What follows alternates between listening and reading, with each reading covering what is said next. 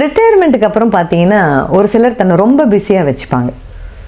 உடம்பையும் சரி மனசையும் சரி பிஸியாகவே வச்சுப்பாங்க.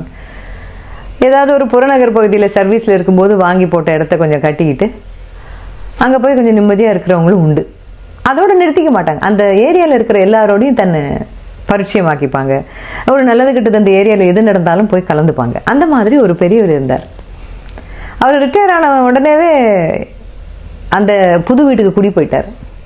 எப்போவோ வாங்கி போட்ட இடத்துல கட்டின புது வீட்டுக்கு குடி போயிட்டார். அந்த ஏரியா புதுசு அவருக்கு. அதை தன்னோட அந்த ஏரியாவை பழக்கிக்கணுன்றதுல ரொம்பவே ஆர்வமாக இருந்த பெரியவர் அவர். இந்த வேலைக்கு போகிறவங்க படிக்கிறவங்கலாம் எழுந்துக்கிறதுக்கு முன்னாடியே காலை வேலையிலேயே சீக்கிரமாக எழுந்து வாக்கிங் போகிறது உண்டு அவர். வாக்கிங்னு சொல்கிறத விட அதை நகர்வலம் அப்படின்னே கூட சொல்லலாம். ஏன்னா சுற்றி இருக்கிற எல்லாத்தையும் பார்த்துக்கிட்டே போவார். கண்ணீர் அஞ்சலி போஸ்டர் யாருக்காவது ஒட்டியிருந்தேன்னா அது யார் என்ன இந்த ஏரியாவில் இருக்கிறவங்களா தெரிஞ்சதோ தெரியல போய் அவங்கள போய் பார்க்கணும் அப்படின்னு மனசுக்குள்ளே நினச்சிப்பார். மரம் எங்கேயாவது விழுந்திருந்தாலோ இல்லை ரோட்டில் ஏதாவது பள்ளம் இருந்தாலோ தண்ணி தேங்கி இருந்தாலோ அதெல்லாம் ஒரு குறிப்பு எடுத்து வச்சுப்பார். நாயோ பூனையோ ரோட்டில் செத்து போயிருந்தாலும் அதையும் பார்ப்பார். எல்லாத்தையும் ஒரு ரவுண்டு ஃபுல்லாக பார்த்துட்டு வீட்டுக்கு வந்த உடனேவே இபி ஆஃபீஸ்க்கு ஃபோன் பண்ணுறது, இல்லை பக்கத்தில் இருக்கிற கவுன்சிலர் ஆஃபீஸுக்கு ஃபோன் பண்ணுறது, இல்லை கார்பரேஷன் ஆஃபீஸுக்கு ஃபோன் பண்ணுறது, எல்லாத்தையும் ஃபோன் பண்ணி வாயிலேயே எல்லாத்துக்கும் மனு போட்டு முடிச்சிருவார். அந்த மாதிரி விஷயங்கள் நிறைய அவர் செஞ்சிருக்கார். அதனாலேயே அந்த ஏரியாவில் அவர் கொஞ்சம் எல்லாருக்கும் தெரிய வந்தவராக ஆனார். அந்த பெரியவர் நிறைய விஷயங்களை செய்கிறார், ஆர்வமாக வந்து செய்கிறாருன்றதுனால அவருக்கு மதிப்பு ஜாஸ்தியாக இருந்தது.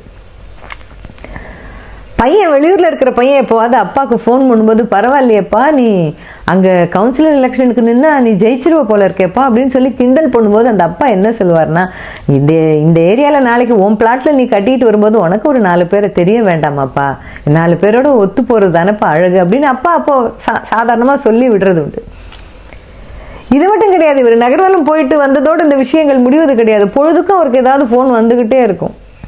ஐயா நம்ம ஆட்டோ ஸ்டாண்டில் ஆட்டோ வச்சிருக்கிறவரோட பொண்ணு சடங்காயிட்டாலாம் ஐயா, போயிட்டு வந்துருவோமா அப்படின்னு யாராவது ஒரு ஃபோன் பண்ணுவாங்க. வாங்கலேன்னு ஒரு 4 பேர் கிளம்பி போய் கொஞ்சம் காசை போட்டு செஞ்சுட்டு வருவாங்க. ஏதாவது அந்த முட்டை கடை வச்சிருக்கிறவருக்கு நெஞ்சு வலின்னு ஆஸ்பத்திரியில் சேர்த்துட்டாங்களா ஐயா, போய் பார்த்துட்டு வந்துருமான்னு ஒரு ஃபோன் வந்துன்னா கிளம்பி போயிடுவாங்க. யார் வண்டியிலேயே உட்காந்து போய் ஆஸ்பத்திரி போய் பார்த்துட்டு நல்லா இருப்பாப்பா போயிட்டு வந்துடலாம், ஒரு ஆறுதல் சொல்லிட்டு வர்றது வழக்கம்.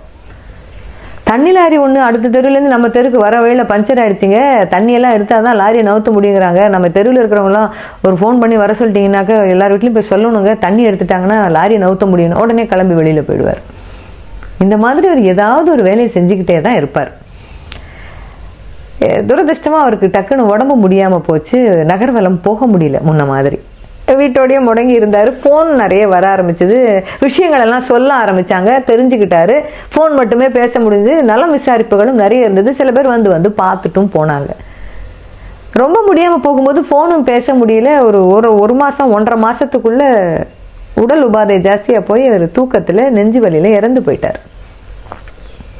வெளியூரில் இருக்கிற பையன் விடிஞ்சதும் விடியாததுமா வீட்டுக்கு வரும்பொழுது அந்த வீடு கல்யாண வீடு மாதிரி நிறைய பேர் இருந்தாங்க. ஆச்சரியமாக இருந்தது. தன்னுடைய அப்பாவுடைய சாவுக்கு நம்ம வரத்துக்கு முன்னாடியே வீட்டுக்குள்ளே இவ்வளோ பேர், வீட்டு வாசலில் அவ்வளோ பேர்.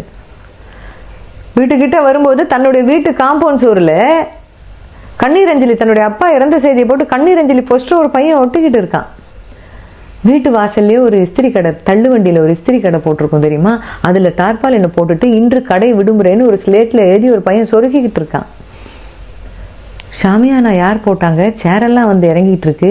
ஃப்ரீசர் பாக்ஸுக்கு தன்னோட வீட்டு அட்ரஸை ஒருத்தர் ஃபோன் பண்ணி தெளிவாக இந்த தெரு தான் வாங்கன்னு சொல்லிக்கிட்டு இருக்காரு. 7 மணிக்கெல்லாம் பஜாஜ் எம்ஐடியில் ஒருத்தர் வந்து பஸ் ஸ்டாண்டில் கடை போட்டிருக்காரு இல்லைங்க, அவர் ஐயா இறந்துட்டாங்கன்னு சொல்லி 60-70 பேருக்கு டிஃபன் கொடுத்து விட்ருக்காருங்க அவர் சார்பா அப்படின்னு சொல்லி ஒரு பாக்ஸ் நிறைய டிஃபன் வச்சுட்டு போகிறாரு.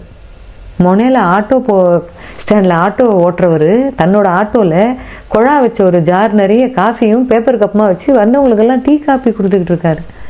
அந்த பையனுக்கு அழுக வரத்துக்கு பதிலாக அதிர்ச்சியில் தொண்டை அடைச்சி போச்சு. யார் இவங்கெல்லாம், என்னுடைய அப்பாவோட சாவலையே தன்னை இப்படி கரைச்சிக்கிறாங்க, பையனா அப்போ நான் செய்ய வேண்டிய வேலை தான் என்ன பாக்கி இருக்குன்ற அளவுக்கு ஒரு ஆச்சரியம். அம்மா சொன்ன வார்த்தைகள் அப்போ நினப்பு வந்தது. எப்போ பார்த்தாலும் ஊர் அக்க போருடா இவருக்கு, வெயில் பார்க்காம மழை பார்க்காம போய்கிட்டே இருக்காரு. மத்தியானம் தூங்குற நேரத்தில் ஃபோன் வருது, சாப்பிடும்போது ஃபோன் வருது, சரியா சாப்பிட மாட்டேங்கிறாரு. எவனாவது ஒருத்தன் கூப்பிட்டான்னா எழுந்து வெளியில் போயிடுறாரு. நாளைக்கு இவருக்கு உடம்புக்குன்னு ஒன்று வந்தால் யார் வந்து பார்ப்பாங்க, இந்த ஊரா பார்க்கும், நான் தானடா அவஸ்தைப்படணும், நீ எப்போவாது உங்கள் அப்பா கிட்ட பேசினா சொல்லு அப்படின்னு அம்மா சொன்னது ஞாபகம் வந்தது. அடுத்த வீட்டில் யார் இருக்காங்கன்னே தெரியாமல் யார் இருக்காங்களா இல்லையான்றது கூட தெரியாத ஒரு அபார்ட்மெண்ட் கல்ச்சரில் தானே இப்போ நிறைய பேர் வாழ்ந்துக்கிட்டு இருக்கோம். இவங்க நம்ம தெருக்காரங்களா அப்படின்னு எத்தனை முறை பார்க்குற மாதிரி எத்தனை பேர் நம்ம ஏரியாவில் இருக்கிறவங்களே நம்ம பார்த்துருக்கோம். அந்த மாதிரி இருக்கிற சூழல்ல ஊரோடு ஒத்து வாழணும், எல்லாரோடையும் நட்பா இருக்கணும் அப்படிங்கிற ஒரு வாழ்க்கை பாடத்தை நம்ம வீட்டு பெரியவங்க எவ்வளவு அழகா சொல்லித்தராங்க தெரியுமா? அவங்க கிட்ட கத்துக்க வேண்டிய வாழ்க்கை பாடங்கள் இன்னும் நிறைய இருக்கு. நேற்றைய பொழுது அனுபவம், இன்றைய பொழுது நிச்சயம், நாளைய பொழுது நம்பிக்கை. நம்பிக்கையோடு இருங்கள்.